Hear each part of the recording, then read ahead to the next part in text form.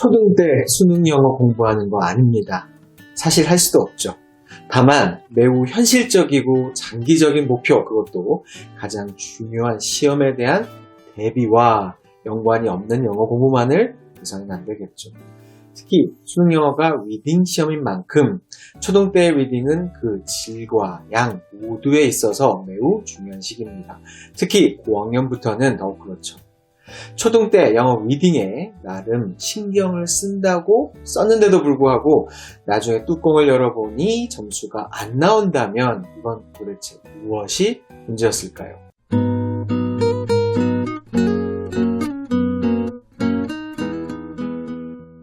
안녕하세요. 나중에 후회하지 않을 현실적인 영어 학습에 대해 진심인 권태영 소장입니다.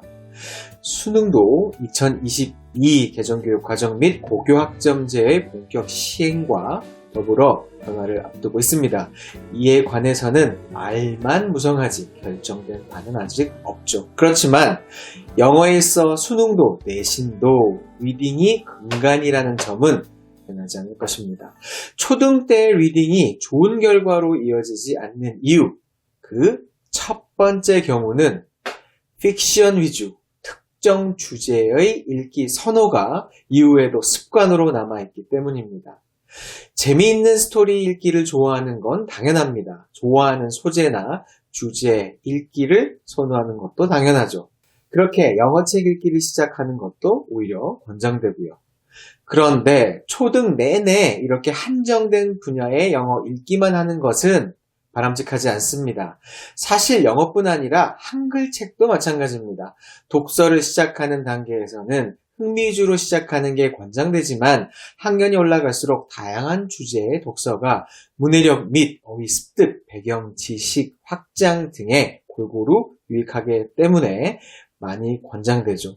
수능 영어의 지문은 그 자체가 비문학입니다. 최근에 치러진 2023학년도 수능 영어 기출 지문들을 분석해 볼까요?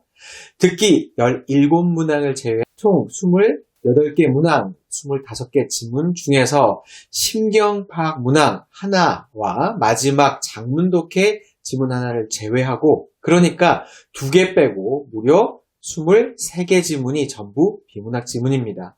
주제나 소재도 알고리즘의 예측 능력, 장인 정신, 합의 조건의 이행 기간, 공원, 승소시, 보수 약정, 물벼룩, 의사소통 수단으로의 목소리, 기후 변화와 시간의 구분, 스포츠 저널리즘, 패션, 보수공사 공지, 거주 유형 그래프 분석, 뇌세포의 시각적 인식 등 단순히 비문학적 지문이 아니라 생소하고 어려운 비문학 지문입니다.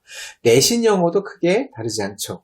우선 등장하는 어휘가 많이 다릅니다. 좀 더 낯설고 생소한 단어들이죠.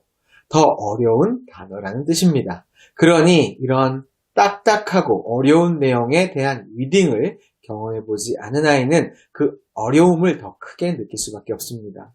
설령 어휘는 알고 해석은 했다고 해도 그 내용을 깊이 있게 이해하는 것은 관련된 읽기 경험이나 배경 지식이 없이는 어려운 일이죠. 배경 지식은 깊이 있는 글의 이해를 돕습니다. 배경 지식 자체로 문제를 푼다는 것이 아니라 글을 좀 더 빨리 읽게 해주고 또 제대로 이해할 수 있게 도와주는 문해력의 중요한 한 축인 것이죠. 독자 스스로는 표면적으로 인식하지 못하더라도 말이죠. 그래서 이번 수능 국어에서 킬러 문학이라고 불리는 14에서 17번의 지문이 까다로운 과학 지문이라서 이과생에게 유리할 거라는 분석이 나오는 이유입니다. 관련된 배경 지식이 없는 학생이라면 제 시간에 풀기 매우 어려웠을 겁니다. 이렇듯 다양한 주제의 비문학 리딩은 중고등 영어 실력을 가르는 중요한 체력이 되는 것입니다. 초등 때 비문학 위주로만 읽기라는 의미가 아닙니다. 비문학도 읽을 수 있도록 환경을 만들어 주시라는 거죠. 특히 고학년 때요. 초등 때 만들어진 습관과 선호는 중등 이후로도 잘 바뀌지 않는 아이들이 많습니다. 그리고 수학도 해야 되니까 시간도 없고요. 초등 때 비문학의 맛을 보여주는 것이 중요한 이유입니다. 저도 자주 듣는 말이 있습니다. 다른 집 아이는 그랬다던데 나는 이렇게 해서 잘 됐는데. 자, 이런 카더라를 멀리 하셔야 합니다. 모두 다 언어적 감각이 뛰어난 것이 아니기 때문입니다. 또한 카더라는 앞뒤 다 자르고 듣고 싶은 것만 왜곡돼서 전달되는 경우도 많죠. 그리고 매우 개인적이고 주관적인 경험이 모두에게 다 적용될 수는 없습니다. 초등 때의 리딩이 좋은 결과로 이어지지 않는 그 두 번째 이유는 사실은 부모의 생각보다 아이의 영어 독해 수준이 높지 않기 때문입니다. 초등 때 만들어 놓은 영어 문장 해석 능력이 이후에 크게 성장하지 못한 것이죠. 문장에 담길 내용이 많아지면 문장의 길이가 길어지고 이는 필연적으로 문장의 구조가 직관적으로 이해하기 점점 어려워지게 됩니다. 한 문장 안에서 부와 절이 나열되고 도치와 생략 등이 낯선 어휘와 만나게 되는 과정이 수능 영어로 가는 과정입니다. 게다가 지문의 내용은 주로 비문학의 낯선 주제죠. 이 문장은 올해 수능 영어 34번 지문의 첫 문장입니다. 해석은 둘째치고 문장의 기본 구조부터 파악이 잘 되시나요? 사실 이 문장은 수능치고 그리 어렵고 복잡한 문장도 아닙니다. 해석을 위한 문법과 구문에 대한 지식과 적용력이 없이 이런 문장들을 극복해내는 것은 어려운 일입니다. 비슷비슷한 내용의 고만고만한 수준의 문장들을 단순히 많이 읽는다고 해서 독해 실력이 늘지 않는 근본적인 이유죠. 세 번째는 문해력입니다. 특히 고등이 되어 아이들이 만나게 되는 영어 지문의 수준은 절대 만만하지 않습니다.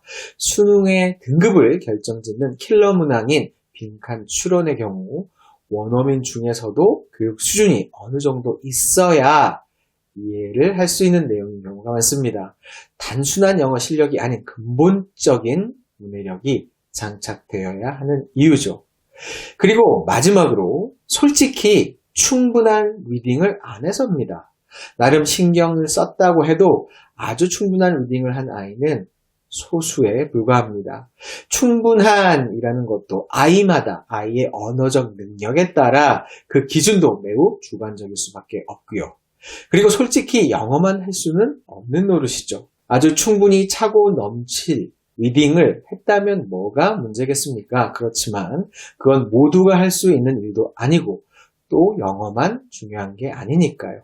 그렇기 때문에 초등 때부터 특히 고학년 시기부터의 영어는 픽션뿐 아니라 비문학 소재의 글을 포함해서 다양하게 읽도록 지도해 주셔야 하고 올바른 해석을 위한 문법 구문학습도 절대 간과해서는 안 됩니다. 문해력의 향상을 위해 영어책, 국어책 가릴 거 없이 가급적 많이 읽을 수 있어야 합니다. 한글책 독서 능력이 떨어지는 아이는 당장 영어보다 국어에 좀 더 비중을 두고 기초를 다져주셔야 합니다. 학년이 올라갈수록 영어의 4대 영역 안에서 리딩을 양과 질적인 측면 모두에서 점차 그 비중을 늘려가 주셔야 합니다. 스피킹도 리스닝도 모두 다 잘하면 얼마나 좋겠습니까만 현실적으로 시간과 아이의 에너지가 그리 여유롭지 않다는 점을 늘 염두에 두셔야 합니다. 영어만 공부할 수는 없으니까요. 자, 오늘 영상이 도움이 되셨다면 좋아요 한 번만 꼭 눌러주시고요. 공감 가시거나 질문 있으시다면 아래 댓글에 공유해 주시기 바랍니다. 저는 다음 유익한 영상으로 다시 인사드리도록 하겠습니다. 감사합니다.